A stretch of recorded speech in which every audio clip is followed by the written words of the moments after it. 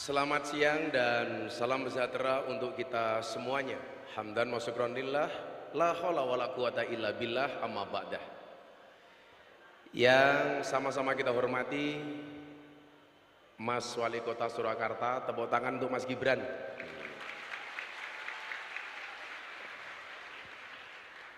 Saya harus ngopi, Mas, karena hidup itu butuh inspirasi, bukan halusinasi.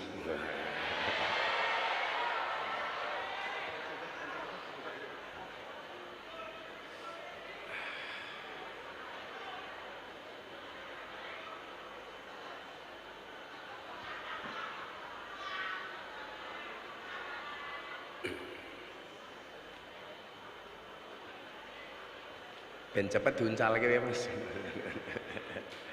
Sampun nggih. Adik-adik sekalian, siswa dan siswi di lingkungan Surakarta yang saya banggakan. Beli semangka bakule perawan. Perawane ayu bokonge lemu. Hei anak-anak Surakarta yang cantik dan tampan, izinkan Gus Miftah mengucapkan I love you.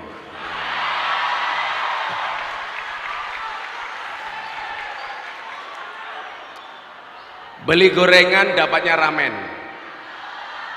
Ada Mas Gibran calon wakil presiden. Ya. Bahaya. Orang bahaya nah, enggak. Adik-adik sekalian, saya terima kasih kepada Mas Wali yang memberikan kesempatan saya untuk berbincang-bincang dengan adik-adik di Surakarta. Tentunya ini sebuah kebahagiaan bagi saya bisa ketemu langsung dengan adik-adik di Surakarta. Tentunya lebih bahagia lagi karena kita dalam momentum kemerdekaan Republik Indonesia. Adik-adik sekalian, orang sukses itu memahami proses, sementara orang gagal itu banyak protes. Kita bisa banyak belajar dari kesuksesan banyak orang. Seumpamanya kita hari ini di hadapan kita ada Mas Gibran, kita belajar dari kesuksesan beliau. Satu hal yang kemudian perlu saya sampaikan, ketika melihat orang sukses, tolong jangan dilihat kesuksesannya, tapi lihatlah prosesnya. Karena orang sukses itu melalui banyak proses, bukan melalui banyak protes. Itulah alasan kenapa keringat itu asin. Kenapa? Karena dalam perjuangan gak ada yang manis.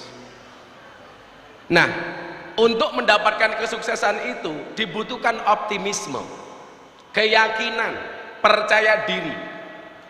Jangan sampai pelajar ini menjadi pelajar yang underestimate. Kalau bahasanya anak-anak Gen Z itu apa? Insecure terhadap kemampuan yang dimiliki. Saya meyakini di balik segala kekurangan pasti ada kelebihan, betul? Dan di setiap kelebihan pasti ada kembalian. Jujul, susuk. Nah, bangsa Indonesia dari awal kemerdekaannya mengajarkan kepada kita untuk menjadi pribadi yang optimis, pribadi yang percaya diri untuk menatap masa depannya. Itu pula kemudian yang adik-adik bisa lihat bagaimana kemudian dulu para pahlawan begitu percaya diri untuk membawa bangsa ini menjadi bangsa yang besar. Kenapa? Karena optimis. Apa bedanya orang optimis sama pesimis? Yang bisa jawab tak kasih uang. Nanti di akhir sesi kita akan tanya jawab. Nanti Anda bertanya, saya jawab, saya kasih uang, saya kasih kaos. Ini saya mau tanya dulu, apa bedanya orang optimis sama yang pesimis? Siapa yang mau jawab? Siswa, siswi, siapa yang mau jawab?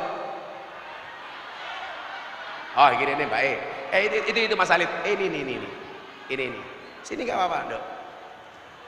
Ya, namanya siapa? Nama saya Laila Ayu Jendro Candraning Tias. Saya dari SMA. Alon-alon Laila. Laila Ayu Jendro Candraning Tias. Laila Ayu Jendro Ayuning Tias. Jendro Candraning Tias. Candraning Tias. Nama bapakmu siapa kok nama kamu bagus banget? Bambang Jendro Haryanto. Bambang Jendro Haryanto. Saya harus tahu namamu. Saya harus tahu namamu, harus hafal namamu, harus tahu nama bapakmu. Kenapa? Supaya besok di pelaminan aku sudah hafal.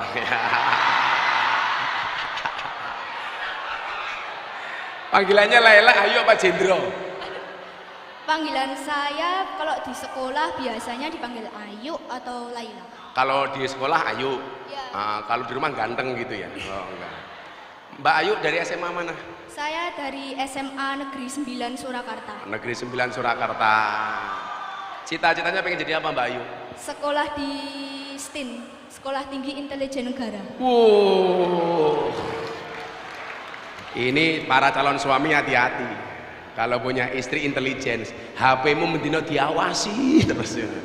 Apa bedanya optimisme sama pesimis? Bedanya orang optimis sama pesimis menurut Mbak Ayu apa? Kalau kita optimis, kita percaya sama hasil yang kita lakukan. Kita percaya dengan hasil yang kita lakukan, tidak meremehkan potensi diri apa yang kita apa namanya, Mak? Kita tidak Alon-alon, tarik napas 1 jam baru dikeluarkan.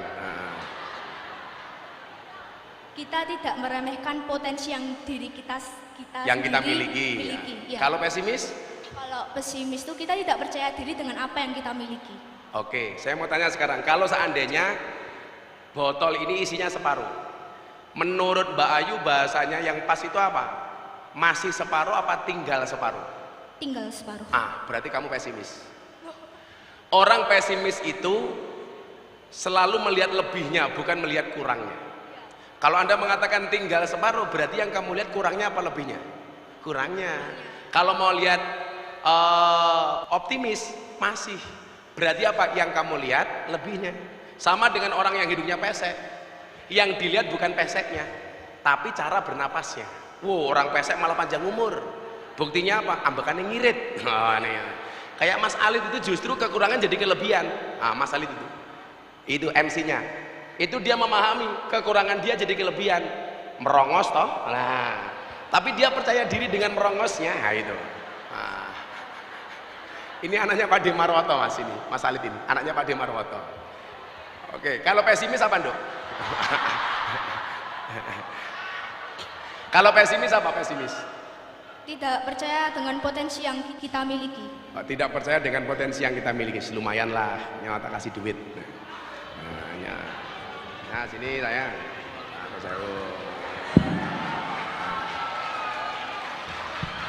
Nah, jadi begini. Nanti di akhir sesi kamu tanya, tak jawab, tak kasih uang. Wes, ben meriah. 1 pertanyaan tak kasih 300.000. Wah, lumayan toh. Tambahi dana kenakalannya masih. Apa bedanya orang optimis sama pesimis? Orang optimis itu melihat peluang dalam masalah. Sementara orang pesimis melihat masalah dalam peluang. Orang optimis itu selalu melihat lebihnya, tidak melihat kurangnya. Nah, saya melihat hari ini banyak generasi kita yang menatap masa depan bangsa Indonesia itu tidak optimis. Saya kasih contoh.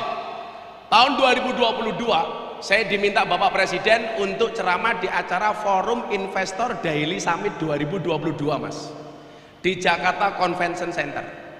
Bagaimana mendatangkan investasi dunia.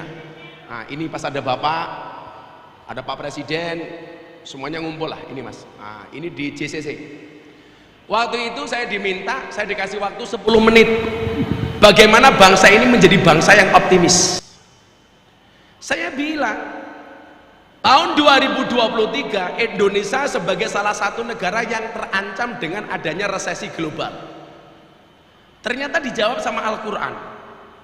Qul la yusibana illa ma kataballahu lana. Katakanlah sekali-kali musibah itu tidak akan pernah menimpa kami kecuali yang telah Allah tetapkan untuk kami, kata Al-Quran. Kita nggak boleh pesimis. Kenapa? Huwa maulana, dia Allah sebagai penolong kita. Maka saya bilang, manusia punya kendala, Allah punya kendali. Manusia punya masalah, Allah punya solusi. Tugas manusia hanya mengangkat tangan, sisanya biarkan Allah yang turun tangan. Kenapa kita jadi pesimis? Saya bilang Indonesia itu bangsa yang berdikari, terutama mereka yang berada di pedesaan, nggak ngerti apa itu resesi. Wong orang desa itu asik kok mas, mangan sego yo berase dewe, mangan sayur sayure dewe, mangan buah buahe dewe, mangan pitik pitike dewe, mangan endok endoke pitik.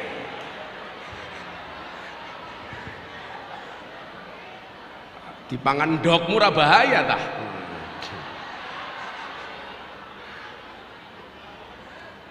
Sekarang era TikTok tuh enak mas, apa-apa viral mas, mau ngomong sak kecap viral, udah bahaya dah viral, mau ngomong cuak viral. Kayak saya kemarin di Facebook mas, kalau Facebook itu kan rata-rata penggunanya itu usianya mateng mas, 40 tahun ke atas tuh sukanya Facebook, kalau 25-40 sukanya Instagram, kalau 25 ke bawah itu sukanya TikTok. Nah ini ada pengguna Facebook usia 60 tahun, ibu-ibu janda, nenek-nenek, jam 11 malam bikin status. Apa coba statusnya? Ada nggak yang mau jadi imamku? Ya Allah, 60 tahun. Akhirnya tak komentari, ada mbah, siapa Gus? Israel lagu mana? Mbah malah jawab cuak. Jangan si baik ya. Nah, saya bilang jangan sampai dengan gambaran-gambaran seperti itu menjadikan kita pesimis menatap masa depan. Nah, selalu saja ada bayangan-bayangan kita tentang masa depan yang membuat kita takut. Coba adik-adik sekarang dijawab. Bayangkan Anda naik perahu di tengah sungai, perahunya bocor, di samping perahu Anda banyak buaya. Apa yang harus Anda lakukan? Minta tolong sama buaya, cangkemin. Minta tolong sama buaya. Bayangkan Anda naik perahu, perahunya bocor di tengah sungai, samping perahu itu banyak buaya. Apa yang harus Anda lakukan? Berenang, itu pangan boyo, bro. Berdoa, ya sapi, kamu berarti religius banget gitu. Tapi begitu rampung, kowe ndonga, boyone melu ndonga. Apa dongane? Kamu ndonga, ya Allah Tuhan lindungi saya. Boyone juga langsung ndonga, Allahumma barik lana. Ayo. Boyone ndonga nguntal awakmu. Bayangkan kalau Anda naik perahu di tengah sungai, kemudian perahunya bocor, di samping perahu itu banyak buaya. Apa yang harus kamu lakukan? Yang harus kamu lakukan hanya satu, apa? Berhenti membayangkan. Loh, kan saya bilang tadi apa? Bayangkan. Solusinya apa? Berhenti membayangkan. Kita itu nggak bisa besar, kenapa? Karena selalu saja takut dengan bayangan-bayangan masa depan. Maka quote-nya Gus Miftah apa? Saya bilang, bayangan itu adalah ilusi buruk tentang masa depan. Daripada kita buang-buang waktu untuk membayangkan sesuatu yang belum terjadi, mending kita mempersiapkan diri untuk menghadapi. Kita sering takut mas, saya terlahir sebagai orang miskin, saya terlahir sebagai orang desa, saya terlahir gak punya apa-apa. Sekarang orang kecil punya harapan jadi orang besar. Dulu siapa yang ngira Pak Jokowi bisa jadi presiden? Dan ternyata orang Solo bisa membuktikan itu, bahwa orang biasa juga bisa menjadi seorang presiden.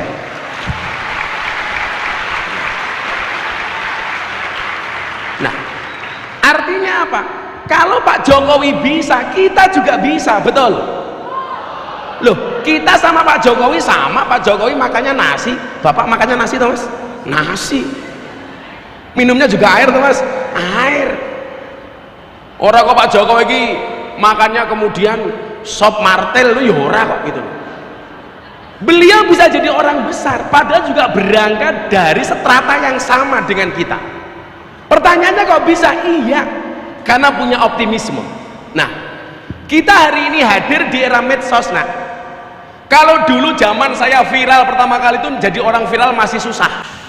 Kalau sekarang apa-apa viral, ngomong sak kecape viral itu, begitu sulit, lupakan sulit viral. Coba apa tuh saya sudah viral ini? Apa viral? Dulu zaman saya susah mas. Saya itu dulu viral pertama kali itu tahun 2018 pas saya ngaji di klub malam. Begitu saya pulang langsung viral, trending di mana-mana. Ini viral saya pertama kali. Kalau waktu itu berita kok masuk Lambe Turah, dijamin tuh turah, dijamin tuh viral. Karena waktu itu Lambe Turah betul-betul mencari berita yang bagus. Kalau sekarang saya pikir beda lah. Viral. Indelala mas, 2019 saya viral lagi. Apa waktu itu? Masuk Islamnya Deddy Corbuzier di pondok pesantren mas. Datang ke pondok saya. Lah ini momentum mas Deddy Corbuzier datang ke pondok 2019. Mualaf. Asyhadu an la ilaha illallah wa asyhadu anna Muhammadan Rasulullah. Saya bersaksi dengan sebenar-benarnya bahwa tidak ada Tuhan kecuali Allah, dan saya bersaksi sebenar-benarnya bahwa Muhammad adalah utusan Allah. Alhamdulillah. Ini tahun 2019 bulan Juni. Pertanyaannya begini, kalau hanya orang sekedar viral itu gampang, tapi bagaimana mempertahankan keviralan itu? Bagaimana bisa viral? Prestasi bukan sensasi. Kalau cuma sekedar sensasi, ada pepatah Arab mengatakan begini, bul ala zamzam fatu'raf, kencingilah sumur Zamzam maka kamu akan menjadi terkenal. Artinya apa? Viral mencari melalui jalur sensasi. Saya tidak mau melakukan itu. Bahwa kita viral harus prestasi.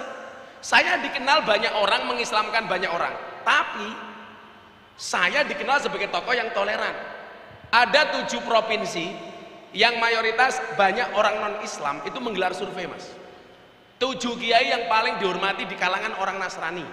1 ada nama Kiai Haji Abdurrahman Wahid, Gus Dur.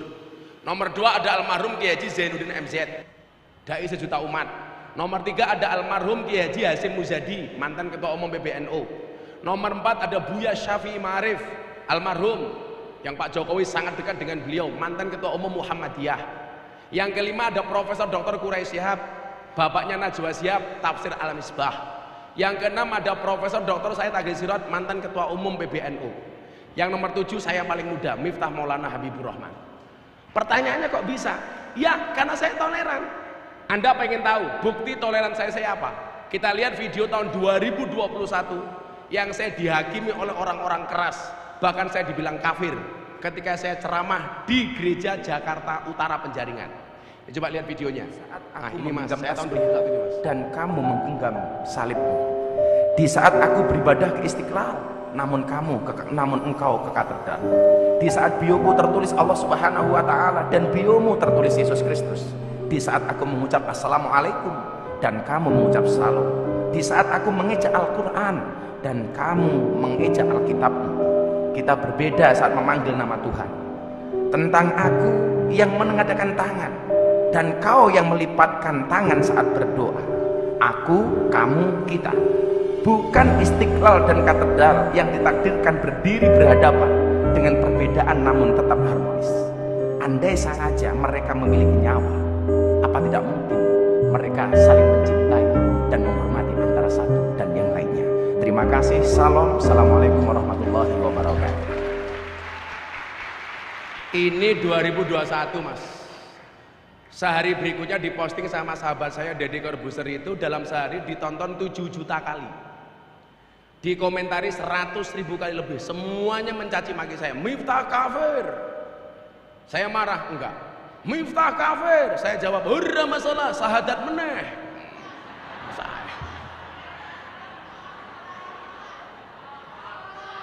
Malos rarewel ya.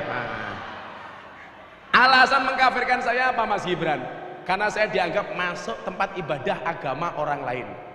Saya jawab, kalau masuk tempat ibadah agama orang lain dibilang kafir, berarti orang Jawa Tengah itu banyak yang kafir. Kenapa? Karena sering masuk Candi Prambanan dan Borobudur. Kafir kabeh ya.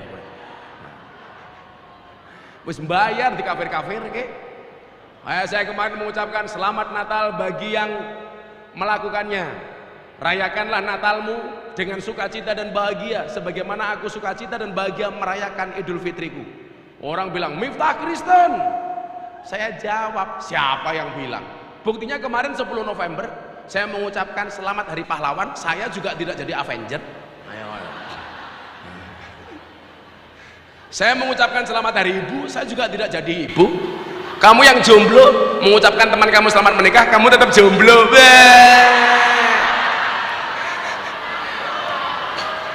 Cuaks.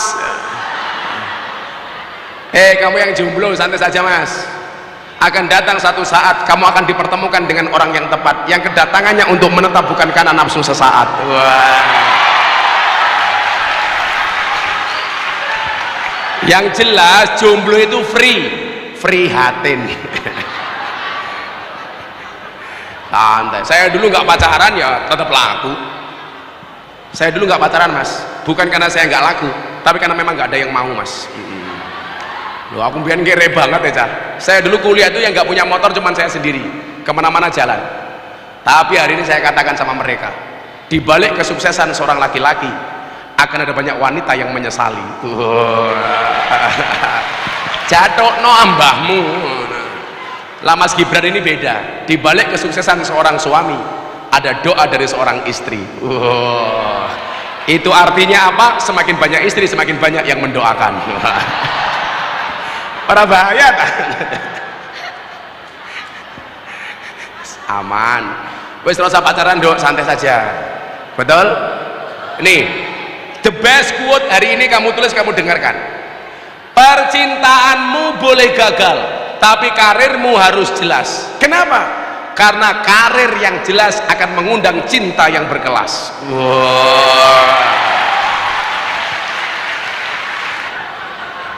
Angel. Nah, kita kembali soal viralitas tadi itu. Hari ini hampir semua orang Mas Gibran itu mencari informasi dari apa yang namanya gadget, baik itu YouTube maupun melalui medsos yang lain. Pergeseran informasi begitu cepat. Dulu orang pengen mendapatkan informasi melalui TV, makanya pengajian-pengajian di TV itu keren. Kemudian berpindah ke YouTube. YouTube kemudian trafiknya menurun gara-gara ada Instagram, ada Facebook waktu itu. Kemudian muncul Instagram, apalagi hari ini TikTok. Dengan durasi 2 menit sudah bisa lihat tausiah. Dengan durasi sekian menit sudah bisa melihat tokoh yang diidolakan. Ternyata ada plus minusnya. Kalau dulu zaman masa kecil saya Mas Gibran ini, mohon maaf, malam ini ada berita champion tadi malam bertanding Real Madrid Barcelona, kita pengen mendapatkan update beritanya baru besok pagi. Bahkan kalau udah terlalu pagi nunggu koran keesokan harinya. Dulu Anda kalau mau berkirim surat lebaran harus menggunakan kartu lebaran melalui kantor pos. Dulu saya ngekos kalau mau uang, ibu bapak saya harus kirim melalui wesel. Dulu kalau mau belanja harus datang ke pasar, ke mall. Sekarang semuanya serba mudah. Orang mau belanja tidak harus ke mall, cukup paket. Makanya istri saya itu sama sekali nggak pernah nge-mall, sama sekali nggak pernah ke pasar, tapi tiap hari paketannya datang. Karena memang perempuan tuh hobinya cuma 3, nge-mall, ngemil, ngomel. Itu perempuan. Makanya cowok harus paham, sekarang cowok yang good rekening lebih disukai oleh cewek daripada cowok yang good looking. Betul? Pasti. Gila awakmu rungokno ning lanang kuwi.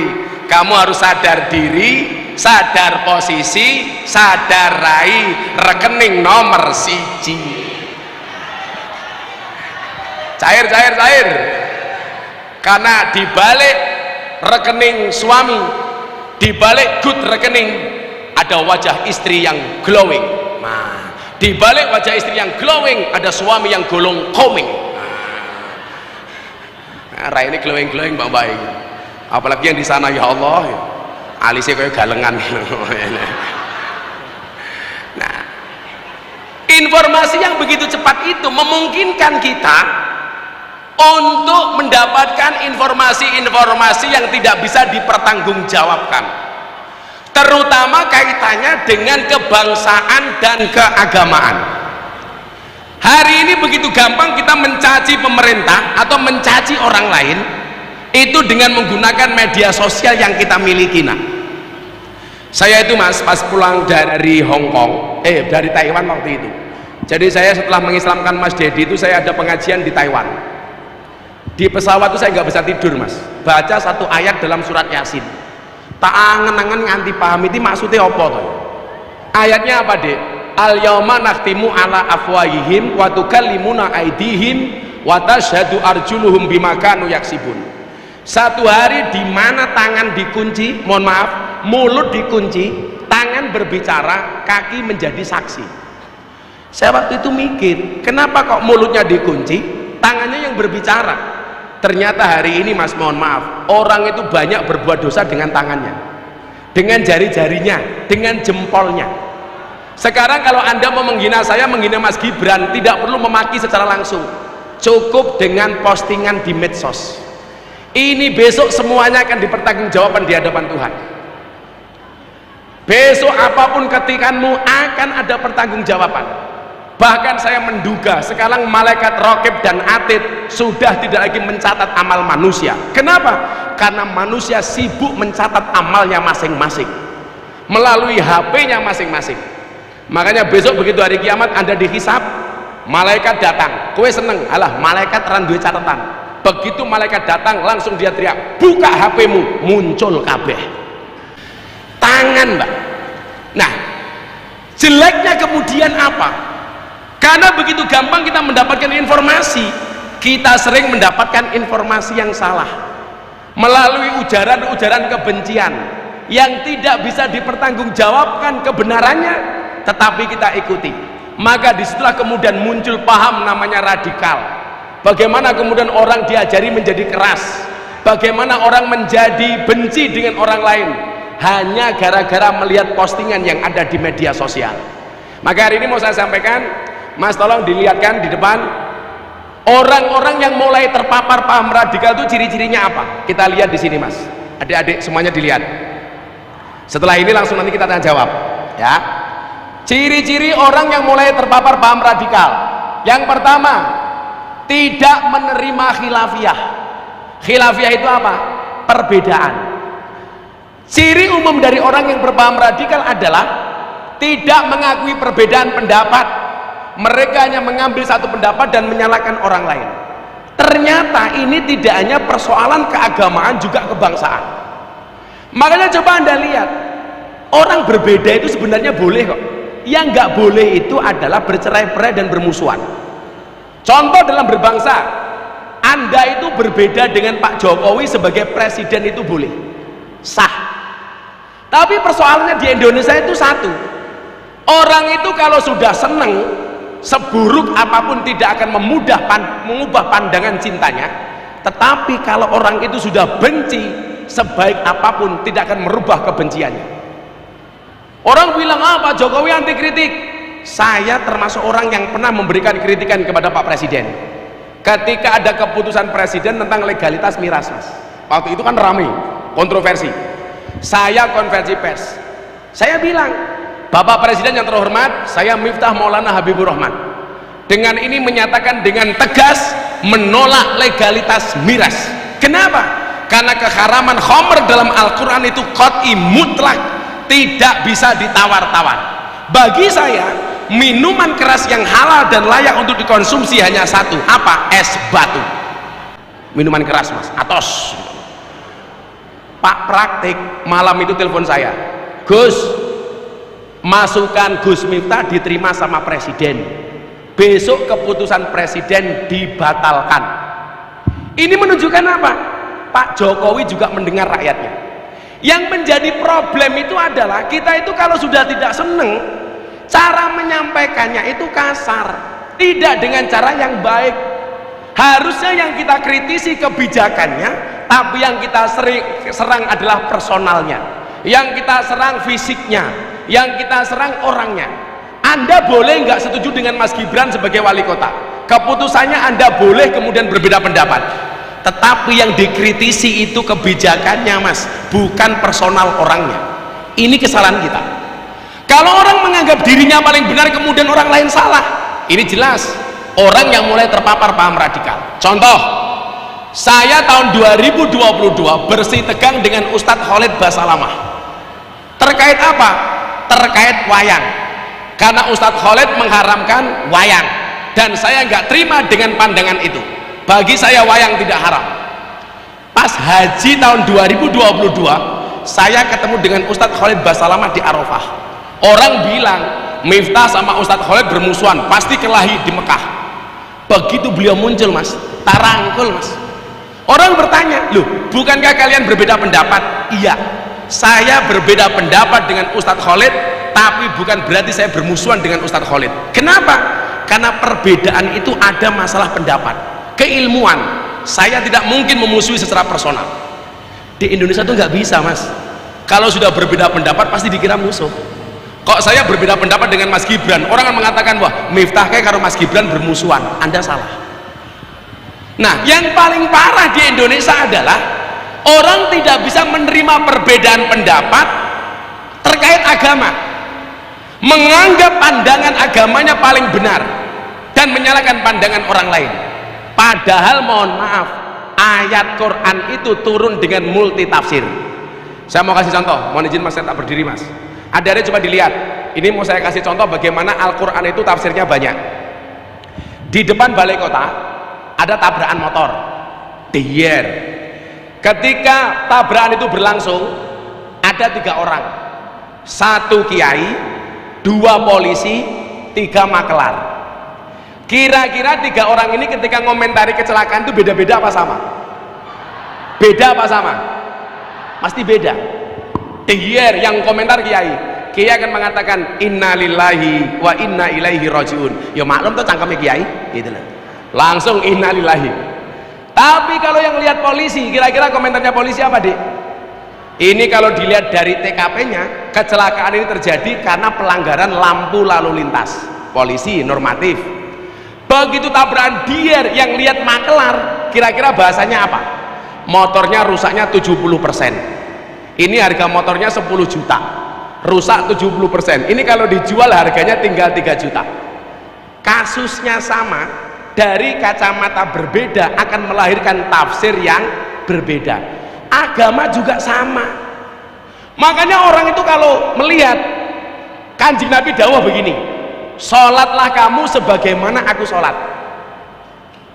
Ternyata mohon maaf, walaupun sumbernya sama Kanjeng Nabi, cara salatnya beda-beda. Contoh orang takbiratul ihram, sunahnya kan begini, karena sunnah bentuk takbir beda-beda. Ono sing gua ya Allahu Akbar. Coba kalau kamu besok ke Mekah ke Madinah, di Masjid Nabawi itu orang salat bentuknya macam-macam. Ada yang takbirnya Allahu Akbar, ada yang angkat tangan tinggi Allahu Akbar, ono sing koyong pencak silat Allahu Akbar, ada lagi yang model kayak nyegat bis kota Allah Akbar. Padahal sumbernya satu. Contoh lagi umpamanya orang sedekap dalam sholat itu hukumnya apa? Sunnah apa wajib? Orang sedekap dalam sholat hukumnya sunnah apa wajib? Sunnah, nggak wajib. Makanya Allahu Akbar boleh, tapi rasa mau tambahi siap gerak nih aja nih sunnah. Karena ini sunnah bentuknya macam-macam. Kalau sunnahnya di bawah dada, di atas pusat, tangan kanan menggenggam tangan kiri, Allahu Akbar. Karena sunnah bentuknya macam-macam. Ono sholat subuh kademen Allahu Akbar, kademen bro, katisen. Poso wetenge lara mbak-mbake Allahu Akbar. Iya nya keliwatan sing dhuwur banget ya ono Allahu Akbar. Ketok era entuk BLT iki mesake. Ana mana sing ngisor banget Allahu Akbar. Flu burung.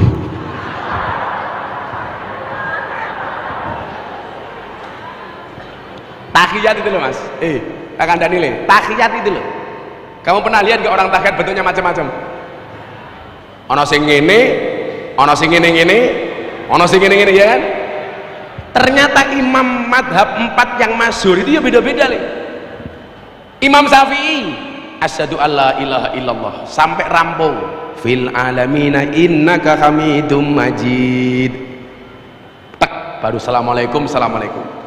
Kalau Imam Hanafi cuman sekali tok asyhadu alla ilaha illallah. Wis orang ngadeg meneh. Ngomong impoten tak ajar. Asyhadu alla ilaha illallah wis rampung. Kalau Imam Hambali setiap ketemu kalimat Allah telunjuknya goyang. At-tahiyatul mubarakatuh shalawatu thayyibatulillah assalamualaikum ayyuhan nabiyyu wa rahmatullah assalamualaikum wa ibadillah asyhadu alla ilaha illallah. Ketemu Allah tuwing tuwing tuwing tuwing. Itu Imam Hambali. Kalau Imam Maliki dari awal sampai akhir tangannya bergerak nggak berhenti. At-tahiyatul mubarakatuh shalawatu thayyibatulillah assalamualaikum ayyuhan nabiyyu wa bener semua Gus, bener. Kalau Gus Miftah pakai mana? Saya pakai Syafi'i asyhadu alla ilaha illallah sampai rampung. Anda mau pakai Syafi'i begini boleh, mau pakai Hanafi begini-begini boleh, mau pakai Hambali begini-begini boleh, mau pakai Maliki begini-begini boleh. Ya nggak boleh begini-begini lah, ini nggak boleh. Ini tahiyat model apa? Tahiyat ini apa? Nah, termasuk di Solo Raya ini yang dulu sering rame apa? Katalah perbedaan antara NU dengan MTA. Ya sudahlah. Wong semuanya orang punya cara masing-masing ya mas ya. Gue melu MTA ya urusanmu, gue melu NU ya urusanmu, gue melu Muhammadiyah ya urusanmu. Tetapi kita tidak boleh mengklaim bahwa pandangan kita paling benar kemudian menyalahkan orang lain. Gak boleh. Kalau NU dan Muhammadiyah itu kemarin pas saya terakhir ceramah di hadapan Bapak itu forum silaturahim ketua umum parpol, saya bilang pas ada Pak Jokowi, ada Pak Prabowo, ada Cak Imin, ada Pak Erlangga, ada Pak Zulkifli Hasan, saya bilang apa bedanya NU dan Muhammadiyah? Bedanya satu, kalau anaknya Kiai NU itu dipanggil Gus, kalau anaknya Kiai Muhammadiyah dipanggil guys. NU Gus, Muhammadiyah guys. Satu perbedaan ulama. Hai guys. Kemudian yang kedua, ndi mau gambare? Wah ini tidak punya dasar keilmuan. Rata-rata orang radikal itu Tony Boster, waton muni ndobose banter, becak tanpa pir, waton jeplak tanpa mikir, ban becak tanpa pelek, waton jeplak nganggo utek, jarkoni iso ngajar iso nglakoni, gajah diblangkoni ora sedeng, kegedean das, nggak punya dasar keilmuan. Lanjut. Kemudian orang radikal itu eksklusif. Ciri lainnya suka eksklusif dalam berkelompok, cenderung merasa kelompoknya saja yang berada di jalan yang lurus dan merasa paling benar. Ini namanya fanatisme buta. Nggak boleh taksub dalam agama itu. Ini eksklusif. Makanya besok ini kita pemilu di Solo Raya harus kondusif. Apapun perbedaan partainya, perbedaan calegnya, perbedaan pilpresnya, tetap harus rukun. Setuju? Nggak boleh saling menyalahkan, nggak boleh merasa paling benar. Kemudian yang keempat, ini yang bahaya Mas Gibran, orang radikal itu anti Pancasila. Kalau kelompok Islam radikal biasanya akan menentang ideologi Pancasila karena dianggap salah dan tidak menerapkan syariat Islam. Contoh, orang yang menganggap Pancasila itu tidak boleh. Ada ustadz yang mengatakan begini mas, Pancasila, sebut Pancasila bid'ah, orang kafir cinta tanah air, kita cinta Madinah. Ini hati-hati. Orang yang mengatakan Pancasila itu tidak cocok dengan Indonesia, ini jelas orang yang tidak memahami sejarah. Pancasila itu prosesnya panjang. Peran Pancasila itu ikhtiar hebat dari orang-orang terdahulu, dari founding fathers. Kemudian apa? Orang-orang begini tidak mencintai tanah airnya, selalu saja membangga-banggakan bangsa lain. Madinah hebat, Palestina hebat. Tetapi ketika mencintai Indonesia dia mengatakan cinta tanah air tidak ada dalilnya. Coba kita lihat sejarah. Nabi Muhammad hijrah dari Mekah ke Madinah. Begitu beliau berangkat dari Mekah, mata beliau menatap kota Mekah dengan mengatakan apa? Wallah innaki la ahabbul ardi ilayya. Demi Allah, kamu tanah Mekah adalah tanah yang paling aku cintai. Begitu masuk kota Madinah, tangannya diangkat berdoa. Allahumma habib ilainal Madinah ka hubbina ila Makkah wa asyad. Ya Allah ya Rabb, anugerahkanlah aku mencintai kota Madinah sebagaimana aku mencintai kota Makkah. Pertanyaannya begini, kenapa Nabi Muhammad mencintai tanah air? Jawabannya sederhana, karena Nabi Muhammad lahir di Arab, besar di Arab, hidup di Arab, berjuang di Arab, dan beliau meninggal di Arab serta dimakamkan di tanah Arab. Itulah alasan kenapa Nabi mencintai tanah Arab. Pertanyaannya, kenapa kita mencintai Indonesia? Karena kita lahir di Indonesia, besar di Indonesia, hidup di Indonesia, bekerja di Indonesia, berjuang di Indonesia, mati dimakamkan di Indonesia. Itulah alasan kita mencintai Indo. Kamu nggak semangat Indonesia? Semangat dok, canom orang semangat. Itulah alasan kenapa kita mencintai Indo. Coba untuk mencintai Indonesia kamu tanya dalil.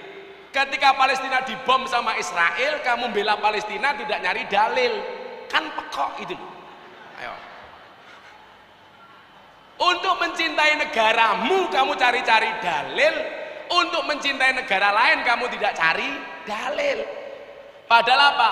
Hubbul waton minal iman. Mencintai negara itu bagian dari iman. Terakhir, nomor 5, ciri orang radikal itu memusuhi orang yang beda agama. Orang radikal kiranya kurang memahami konsep pembagian kafir. Semua orang kafir selain muslim itu musuh agama, harus diperangi, bahkan halal nyawanya. Nggak ada nih. Nabi Muhammad itu toleran. Coba saya mau tanya begini, boleh nggak orang Islam menerima pemberian dari orang non Islam? Boleh nggak orang non Islam menerima pemberian dari orang Islam? Boleh. Saya tadi matur sama Mas Wali, kalau besok Mas Wali Kota datang ke pondok saya pas ulang tahun pondok, Anda akan menyaksikan kampung yang aneh. Kampung saya itu 60% Katolik, Mas. Selatan rumah saya itu rumahnya pendeta, utara rumah saya itu kuburan. Dan seumur hidup saya tidak pernah bertengkar dengan tetangga utara saya. Kuburan gitu. Dan kita akur di situ. Adik-adik, lihat analogi saya yang paling sederhana kenapa kita harus akur orang Indonesia. Indonesia itu rumah besar. Di dalam rumah besar ini ada 6 kamar. Islam, kamar Islam, Kristen, ada nggak ya teman-teman kita Kristen yang hadir hari ini? Keren. Ada kamar Katolik, ada teman-teman kita Katolik yang hadir hari ini? Good. Ada kamar Hindu, ada kawan-kawan kita Hindu? Satu. Ada kamar Buddha, ada kawan Buddha? Tidak. Ada Konghucu, ada nggak yang Konghucu? Kalau yang di depan ini jelas Darmo Gandul atau Gandul Mbah Darmo. Saya meyakini Indonesia itu akan baik-baik saja kalau orang Indonesia itu kembali ke kamarnya masing-masing, nggak usah ngurusi kamarnya orang lain. Setuju? Orang Islam ya kembali ke kamar Islam, ngapain ngurusi gereja? Orang Katolik ya kembali ke kamar Katolik. Makanya saya jadi ingat Mas Gibran yang negur pembangunan gereja atau apa itu Mas yang kemarin ramai itu, yang izinnya nggak usah terlalu belibet gitu loh Mas. Gereja ya, itu benar. Kadang-kadang kita itu arogan ya. Contoh begini, kemarin di Bogor ada orang berdoa di rumahnya sendiri dalam rangka Natal, didatangi, dipersekusi. Alasannya apa? Tidak mendapat izin. Saya mikir, sejak kapan orang berdoa sama Tuhannya harus mendapatkan izin? Loh, tapi itu bukan gereja, Gus. Lah wong omahe dhewe, ndonga dhewe, sing muni yo cangkeme dhewe. Berdoa dengan Tuhane dhewe. Kok harus dapat izin itu dari mana? Saya itu malu Mas Gibran. Kalau mau Natalan, gereja-gereja dikawal sama polisi, tentara, banser. Seolah-olah mereka mau ibadah saja tidak aman, harus dikawal dengan tentara. harus dikawal dengan polisi. Betul? Malu kita itu seharusnya. Kalau saya seneng, saya sampaikan apa? Wahai kawan Nasraniku, silakan kamu datang ke gerejamu, beribadah sesuai dengan keyakinanmu. Kenapa? Karena saya meyakini gereja itu fasilitas untuk menjadi orang baik bagi orang Nasrani. Saya bilang sama orang Islam, silakan kamu datang ke masjid, silakan kamu sholat berdasarkan keyakinanmu sebagai orang Islam. Kenapa? Karena masjid itu fasilitas untuk menjadi orang Islam yang baik. Kalau orang Islamnya baik, orang Kristennya aman. Kalau orang Kristennya baik, orang Islamnya aman. Kalau orang Kristennya baik, Islamnya baik, Katoliknya baik, Hindu, Konghucu, Budanya baik, maka Indonesia aman. Maka saya bilang, beda agama itu bukan musuh, tapi partner dalam kebaikan. Kan begitu pemahamannya. Kok kita lihat orang berbeda agama kok itu musuh kayak? Kan rupanya kayak Yesus kayak apaan?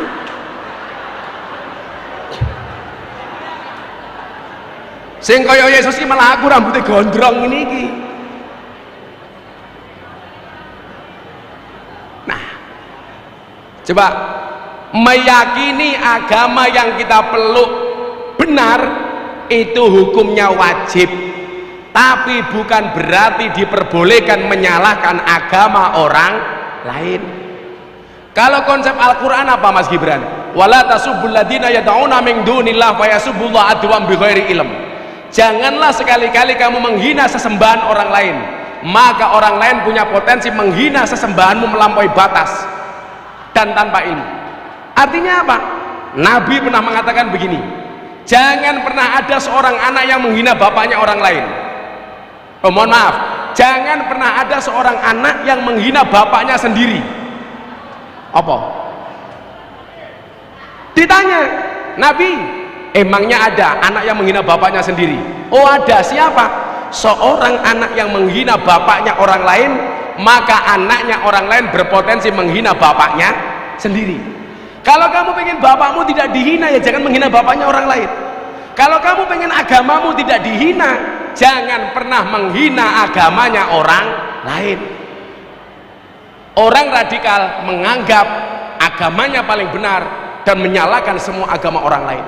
Pola-pola seperti itu tidak sesuai dengan ideologi Pancasila. Mas Alid, ya udah ngobrol aja sama anak-anak. Tak ngopi sama Mas Gibran. Silakan Anda bertanya, saya jawab, tak kasih uang, tak kasih kaos. Kaos dari Pertamina. Ditunjuk sama Mas Alid. Ya lanjut, masih. Kamu masih bocah kuru banget ya Allah, ya Allah. Nama saya Sidik Dwi Ardianto dari Sidik. Oh Sidik. Dari SMK Warga Surakarta. SMK Wardah. Warga. Oh Warga. Kelas berapa kamu, Dik? Kelas 11. Kelas 11. Cita-citanya, Dik? Cita-citanya mau bekerja di industri. Oh industri apa? Industri Percopetan. pertambangan. Oh pertambangan. Berarti kuliahnya besok di geologi. Geologi. Gak nentu. Karena bisa juga kuliah di teknik mesin. Oh teknik, oh di mesinnya ya. Teman saya kuliah di teknologi, di geologi pertambangan. Sekarang pekerjaannya adalah nguras WC, nambang WC. Apa Dik? Pertanyaannya Dik? Saya mau mewakili teman saya ya. Biasanya itu. Mewakili teman kamu itu sopo, sok-sokan. Teman saya yang nggak ada di sini. Kadang itu kan. Apik ya apik. Rupamu. Teman saya nggak ada sini. Kue takon dirimu atau temenmu? Kue takon untuk dirimu apa temenmu? Saya yang tanya. Tapi pertanyaan dari? Ya pokoknya. Sebut saja namanya Bunga, ngono ya? Ya canggung. Kan ya. Gini loh Gus. Gini loh Gus ya. Iya Cok, ayo Cok. Kan katanya tadi mengolok-olok orang tua itu nggak boleh. Jadi gimana kalau teman kita itu mengolok orang tua kita terus dianggap guyon itu gimana?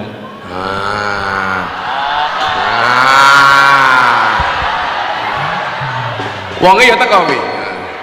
Wonge ya teko. Ya melu guyu. Kadang kayaknya kalau nonton guyu. Oh, lah nonton guyu. Kamu tahu sidik itu artinya apa, Le? Jujur. Oh, jujur.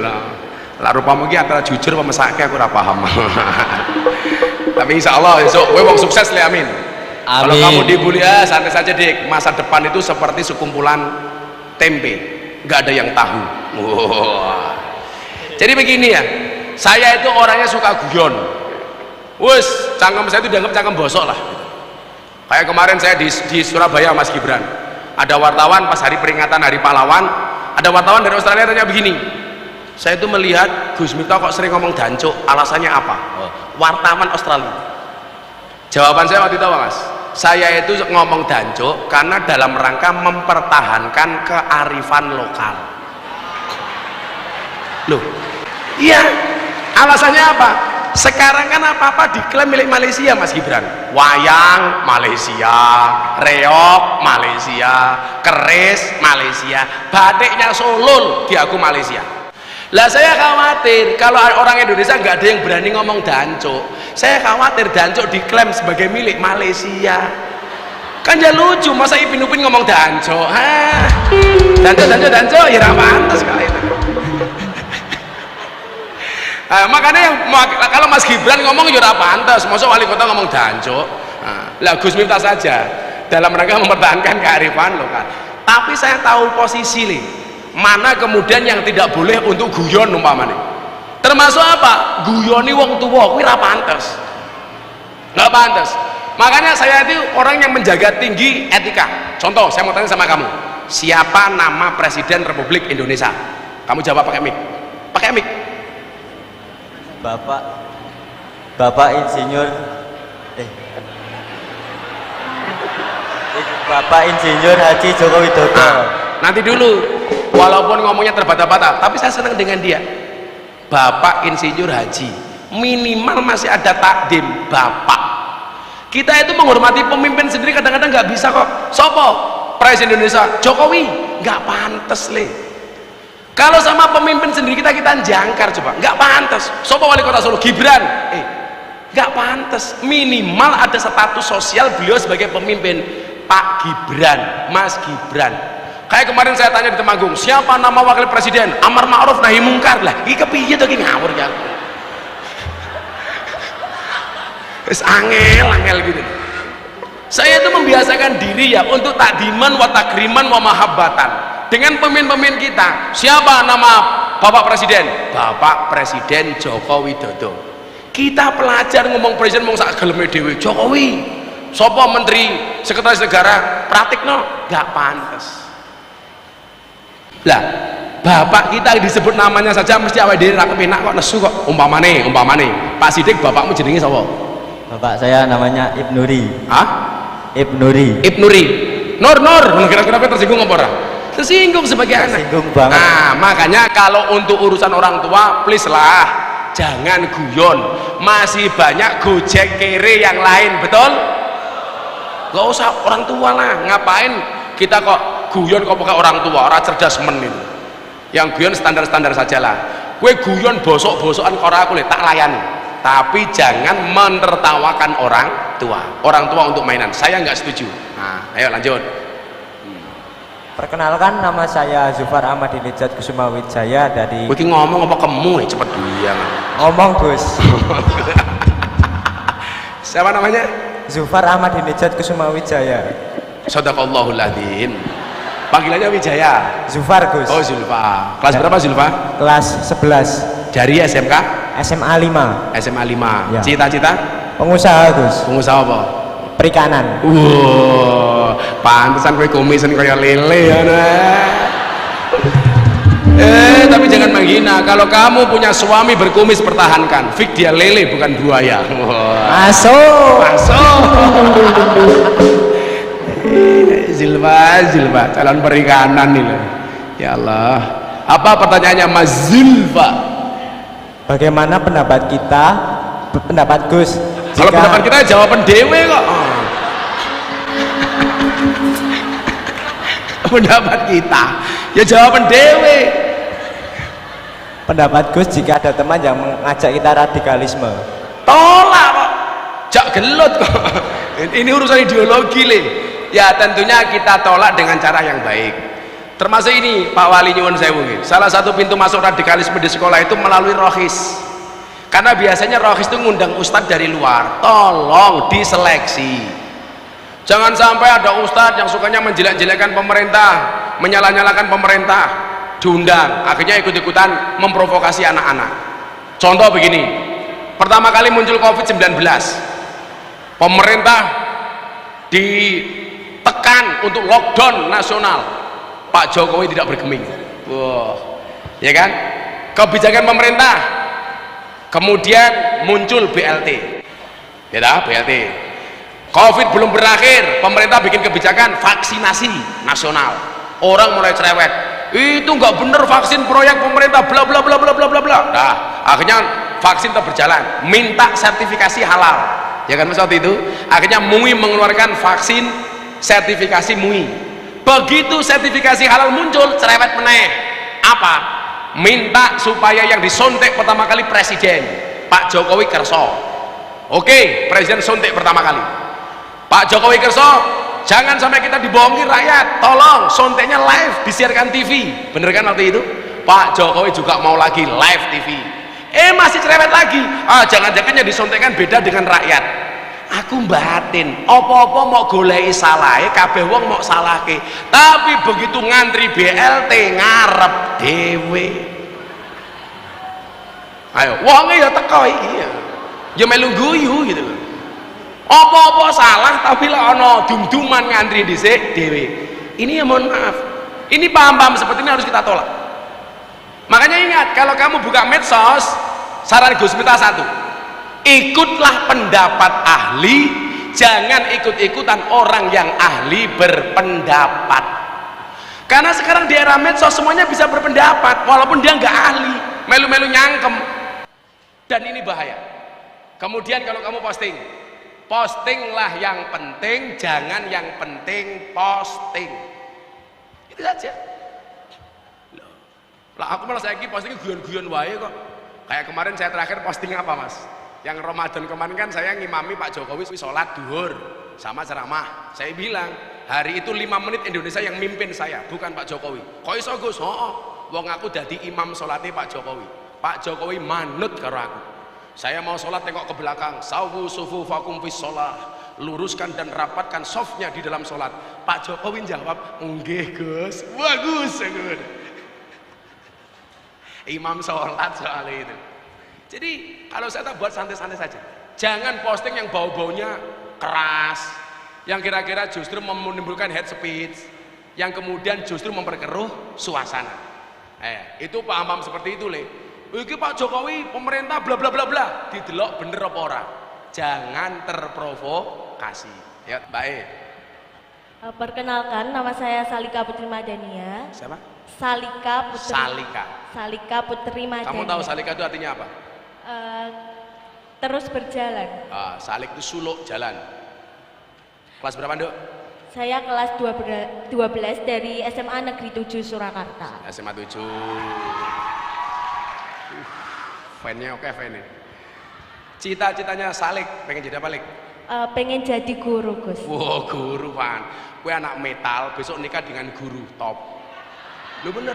Kalau kamu nikah dengan guru top, masuk kamar, bojomu takon, Mas Irfan, masih ingat pelajaran kemarin? Iya, mana Pak? Jawaban Pan, lupa Mama. Bojomu mesti jawab, ayo Mas Irfan, ulangi lagi. Iya. Yes. Kowe rabi duwe bojo kowat, duwe bojo tentara bahaya, mlebu kamar, siap gerak.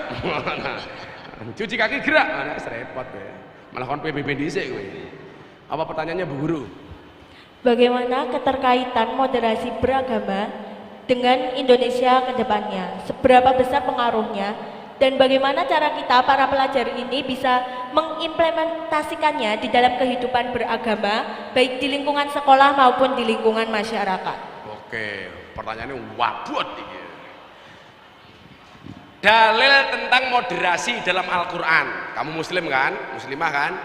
Dalam Al-Baqarah, wa kadzalika ja'alnakum ummatan wasaton. Allah menghendaki kita itu umat yang tengah-tengah, yang wasatiyah. Artinya wasatiyah itu apa? Tidak condong kanan, tidak condong kiri. Berarti kalau ngomong wasatiyah seperti ini ya, di tengah-tengah begini. Jangan ekstrim kanan, jangan ekstrim kiri.